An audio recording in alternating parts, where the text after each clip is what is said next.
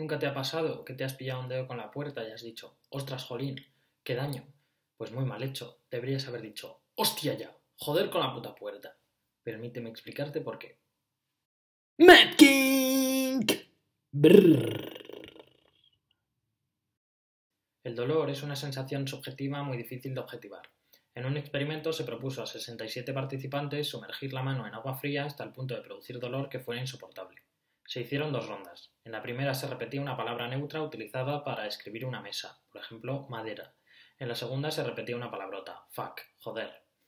Se descubrió que decir palabrotas al experimentar dolor aumenta la tolerancia al dolor, es decir, se aguanta más con la mano metida en el agua fría.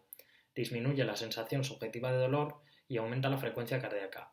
Es interesante que decir palabrotas disminuye más la sensación de dolor en mujeres, aunque los varones tengan valores más bajos de sensación de dolor y valores más altos de tolerancia al dolor basales. Tras las medidas iniciales se realizaron análisis estadísticos complejos introduciendo 3 variables: tendencia a catastrofizar, miedo al dolor y rasgo ansiedad, que se evaluaron mediante cuestionarios. Se descubrieron 2 cosas interesantes. La primera, que la tendencia a catastrofizar predice una disminución de la tolerancia al dolor solo en varones que dicen palabrotas. Es decir, si un chico se pone a pensar, ¡ay, es que me va a doler mucho, el agüita es maligna! Le va a dar igual que sea el agua bendita o la jodida agüita traída del infierno por el cabrón de Satanás. Es decir, si hay catastrofización, no va a haber hipoalgesia por mucho que blasfemes. La segunda cosa es que, por otra parte, el miedo al dolor predice una disminución de la tolerancia al dolor en varones, es decir, se aguanta menos con la mano metida en el agua. Además, es interesante que el miedo al dolor predice un aumento de la sensación de dolor si no se dicen palabrotas, pero si se dicen palabrotas no aumenta la sensación de dolor.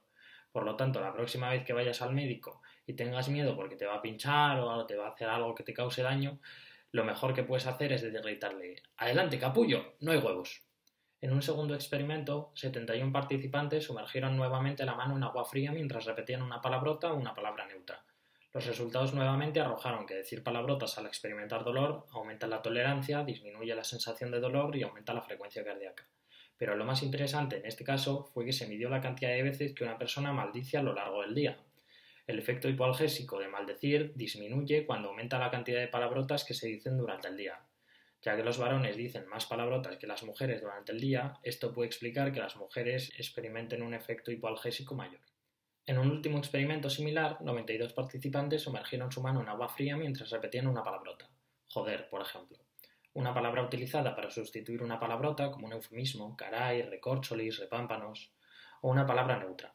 Los resultados más interesantes en este caso fueron los siguientes. La palabrota, como siempre, aumenta la tolerancia al dolor y además retrasa la aparición del dolor al aumentar el umbral del dolor. También disminuye la sensación subjetiva de dolor y aumenta la frecuencia cardíaca, pero estas 2 últimas menos que en otros experimentos. Sin embargo, el eufemismo no es diferente de la palabra neutra en cuanto a tolerancia al dolor y aparición del umbral del dolor. Es decir, da igual decir me cachis que decir cuaderno de cara al efecto hipoalgésico porque no lo hay. ¿Y todo esto por qué?, te preguntarás. Pues bien, no se sabe a ciencia cierta y no se ha podido probar, pero la hipótesis que se propone es que se produce una respuesta simpática activada por el componente emocional de pronunciar palabrotas, lo que da lugar a una hipoalgesia temporal. Las palabrotas adquieren este componente emocional mediante condicionamiento clásico en etapas tempranas de la vida, lo que depende en gran medida del córtex cingulado. Además, esto concuerda con el fenómeno de habituación que se observaba en el segundo experimento. En personas que maldicen a menudo, la palabra pierde en gran parte el componente emocional y se convierte en una palabra más neutra. En resumen, que cuando te pilles un dedo, en vez de paracetamol de 1 gramo cada 8 horas, un me cago en la puerta cada 8 horas es mucho mejor. Que no digas palabrotas si no es necesario, capullo. Y que si no vas a decir la palabra, no digas otra cosa. A no ser que sea par 10, que suena tremendo.